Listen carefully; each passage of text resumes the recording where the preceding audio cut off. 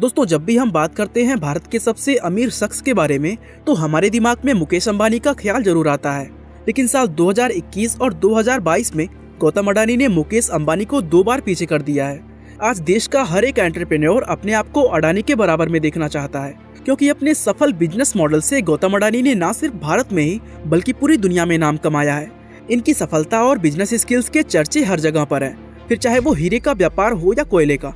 आज के समय में एडिबल ऑयल जैसे छोटे सेक्टर से लेकर एयरपोर्ट ऑपरेटर जैसे बड़े सेक्टर तक हर जगह गौतम अडानी ने अपने पैर जमा लिए हैं। तो चलिए जानते हैं कि कैसे एक school drop out Adani group का इतना बड़ा एम्पायर खड़ा कर पाया। रात के अहमदाबाद से, जहां 1962 में गौतम शांतिलाल अडानी का जन्म हुआ था।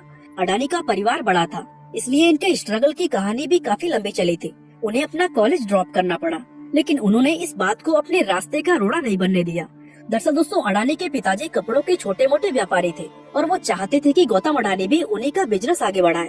लेकिन वो कहते हैं ना कि जहाँ चाह है वहीं राह है। गौतम अडानी को अपने पिता के बिजनेस में कुछ खास दिलचस्पी नहीं थी, इसलिए महज 16 साल की उम्र में 1978 में वे मुंबई चले गए। हालांकि मुंबई आने के बाद उनका एक ही मकसद था, और वो था एक बहुत बड़ा बिजनेस टाइकून बनना। दोस्तों, उनके सपने बहुत बड़े थे, पर जेब में फूटी कौड़ी नहीं थी। पर संघर्षों के साथ आगे बढ़ने वाले अडानी के लिए ये मुश्किल भी कोई बड़ी बात नहीं रही, और ये बात साबित हुई कुछ समय बाद, जब उन्हें मुंबई के नामचीन डायमंड सप्लायर महिंद्रा ब्रदर्स में हीरे तलाशने का काम मिल गया। और दोस्तों, यही था अडानी के लाइफ का वो टर्निंग पॉइंट, जहाँ से उन्हें मंजिल साफ दिखाई देने लगा। इसी बीच 3 साल तक महिंद्रा ब्रदर्स में काम करने के बाद अडानी ने मुंबई के जावेरी मार्केट से एक डायमंड ब्रोकरेज कंपनी की शुरुआत की। दोस्तों, उस वक्त अडानी सिर्फ 20 साल के थे जब वे एक सेल्फ मेड बिलियनर के लिस्ट में शुमार हुए थे। तो दोस्तों, ये थी अडानी के बिजनेस एम्पायर को शुरू करने के पीछे की छोटी सी कहानी। अब हम आपको बताएंगे कि आखिर कैसे उन्होंने बतौर एंटरप्रेन्योर एक इतना बड़ा बिजनेस एम्पायर खड़ा कर दिया। तो दोस्तों, 1981 में शुरू हुई अडानी ग्रुप की वो कहानी, जब वो अपने बड़े भाई मनसुख अडानी के साथ मिलकर प्लास्टिक का बिजनेस शुरू करने के लिए मुंबई से वापस अहमदाबाद आए थे।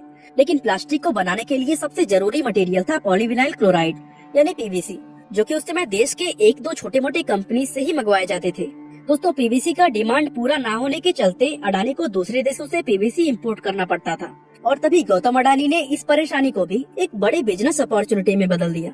जिसके बाद 1988 में अडानी एक्सपोर्ट्स की शुरुआत हुई, जिसके जरिए अडानी ने देश के हर छोटे बड़े पॉलीमर प्लास्टिक कंपनीज के लिए पीवीसी को इंपोर्ट करना शुरू कर दिया। और दोस्तों, हैरानी की बात यह है कि आज के समय में अडानी एक कोल टू पीवीसी प्रोजेक्ट पर भी काम कर रही है, जिसके लिए इंडियन गवर्नमेंट ने भी उनको सपोर्ट किया है। इस प्रोजेक्ट में वो कोल से होने वाले नुकसानों से एनवायरनमेंट को प्रोटेक्ट तो करेंगे ही, साथ ही उनकी कंपनी में इतनी बड़ी मात्रा में पीवीसी बनाया जाएगा कि हमें दूसरे देशों से पीवीसी इंपोर्ट ना करना पड़े।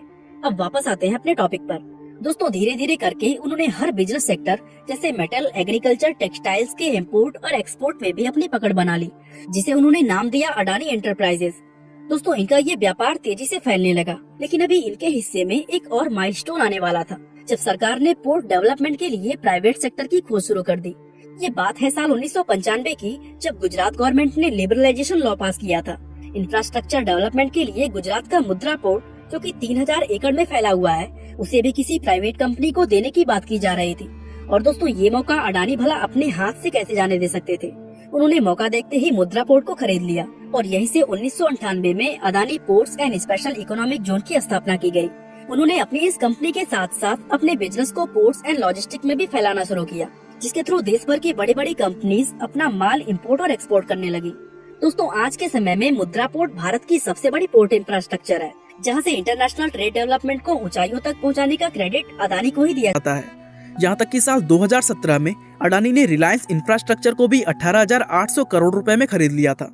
दोस्तों, आपको जानकर हैरानी होगी कि 1996 में अडानी पावर्स ने डोमेस्टिक इलेक्ट्रिसिटी का जनरेशन शुरू कर दिया था, और आज के समय में ये कंपनी गुजरात के साथ साथ देश के कई राज्यों को बिजली सप्लाई करने का काम करती है। अभी साल 2014 में ही अडानी पावर भारत की सबसे बड़ी प्राइवेट पावर प्रोड्यूसर कंपनी बनी थी। दोस्तों, 1999 में ही उन्होंने एक और नया बिजनेस स्टार्ट किया था, जो कि कोल की इंपोर्ट और एक्सपोर्ट का काम करती थी। लेकिन दोस्तों, वो कहते हैं ना कि चाहे हम कितने भी रास्ते बना लें, मुश्किलें हमारे रास्ते रोकती ही हैं। पर शायद ये मुहावरा अडानी जी के ऊपर लागू नहीं होता, और तभी तो उन्होंने प्रॉब्लम्स को ही अपना हथियार बना डाला। अब अडानी के इस बिजनेस में भी कुछ ऐसा ही हुआ। दोस्तों, अडानी का कोल बिजनेस जितनी तेजी से बढ़ रहा था, उतनी ही तेजी से भारत में कोल माइनिंग की शुरुआत हो गई। लेकिन इसके बावजूद भी अडानी पावर्स में कोल की डिमांड पूरी नहीं हो पा रही थी, और इसीलिए अडानी ने ऑस्ट्रेलिया के कारमाइकल कोल माइन को खरीद लिया। दोस्तों, उनके इस कदम ने पूरी दुनिया में खलबली मचा दी थी। इसके बाद उन्होंने ऑस्ट्रेलिया के एबट पॉइंट को भी खरीदा, जहां से बिना किसी रुकावट के कोल को भारत में इंपोर्ट किया जाने लगा। इसके बाद अडानी के कोल इंपोर्ट एंड एक्सपोर्ट का बिजनेस दुनिया भर के कई देशों के साथ चलने लगा। दोस्तों, देश का सबसे बड़ा पोर्ट मैनेज करने के लिए बेहतर ट्रांसपोर्टेशन की जरूरत पड़ती है और इसीलिए अडानी ने भारत के साथ साथ विदेशों में भी अपनी खुद की रोडवेज, एयरपोर्ट्स और रेलवेज वगैरह को डेवलप करना शुरू कर दिया। इसके बाद उन्हें रियलाइज हुआ कि प्राइवेट शिप से माल की डिलीवरी देरी से होती है और इस परेशानी से निजात पाने के लिए उन्होंने बड़े बड़े जहाज खरीदने शुरू कर दिए। दोस्तों, आज के समय में Adani ports and special economic zone देश का सबसे बड़ा पोर्ट और एयरपोर्ट ऑपरेटर माना जाता है। सबसे कमाल की बात तो ये है कि भारत के टोटल फ्लाइट्स में 25% क्राउड अडानी एयरपोर्ट से फ्लाइट लेती हैं, जो कि दुनिया भर के बाकी देशों के कंपैरिजन में सबसे ज्यादा है। दोस्तों, अब समय आता है 1999 का, जब अडानी विलमार के नाम से एक और कंपनी शुरू होती है, जिसे आज हम फॉर्च्यून के नाम से जानते हैं। इसके अंदर आने वाले घरेलू प्रोडक्ट्स जैसे तेल, सूजी, बेसन वगैरह शामिल हैं। दरअसल फॉर्च्यून सिंगापुर की एक कंपनी थी, जिसके साथ मर्जर पार्टनरशिप करने के बाद ये कंपनी भी अडानी विलमार के अंदर आ गई। दोस्तों, इनकी तरक्की यहीं पर आकर नहीं रुकी। अडानी ग्रुप का बिजनेस अब रिन्यूएबल सेक्टर में भी चलने लगा था। 2020 में अडानी ने एनवायरमेंट सेक्टर में अडानी ग्रीन एनर्जी लिमिटेड के नाम से अपना बिजनेस स्टार्ट किया, जो कि रिन्यूएबल एनर्जी जैसे विंड, थर्मल और सोलर पावर जैसे नेचुरल रिसोर्सेज का इस्तेमाल करके पावर जनरेट करती है। दोस्तों, इस कंपनी के आते ही भारत में रिन्यूएबल एनर्जी सेक्टर में काफी बदलाव हुए और सरकार भी इस बिजनेस आइडिया को प्रमोट कर रही है। हालांकि दोस्तों, हम ये कह सकते हैं कि गौतम अडानी ने उन्हीं सेक्टर्स में अपने हाथ आजमाया जहां उन्हें फ्यूचर को लेकर बड़ी संभावना दिखी है। वो जानते हैं कि आने वाले समय में भारत इंटरनेशनल मार्केट में तेजी से आगे बढ़ने वाला है, इसलिए उन्होंने स्टॉक एक्सचेंज, शेयर मार्केट और डायमंड सप्लाई से लेकर transmission, green energy, ports, power generation और नेचुरल गैस जैसे बड़े सेक्टर्स में भी अपने पांव जमा लिए। और दोस्तों, आपको बता दें कि आज के समय में अडानी ग्रुप के अंदर आने वाली 50 कंपनियां ऐसी हैं जो इंटरनेशनल मार्केट में वर्ल्ड वाइड ट्रेडिंग कर रही है। महज 30 सालों में इतनी तेजी से फैलने वाला बिजनेस एम्पायर आज के समय में करोड़ों लोगों की जरूरतें और सपने पूरे कर रहा है। दोस्तों, साल 2021 में अडानी ग्रुप $100 बिलियन की मार्केट कैपिटलाइजेशन तक पहुंचने वाली दुनिया की तीसरी सबसे बड़ी कंपनी बनी थी, जिसने मुकेश अंबानी जैसे कई बड़े बड़े बिजनेस टाइकून्स को भी पीछे छोड़ दिया। दोस्तों, इस विजन को पूरा करने में गौतम अडानी का बिजनेस को लेकर एक ही फंडा रहा है। उन्हें अपनी एग्जिस्टिंग कंपनी को आगे बढ़ाने के लिए जिन रिसोर्सेज की जरूरत होती थी, उसको एक नई कंपनी के रूप में खड़ा कर देते थे। अपने परेशानियों को उन्होंने कभी भी रास्ते का पत्थर नहीं बनने दिया।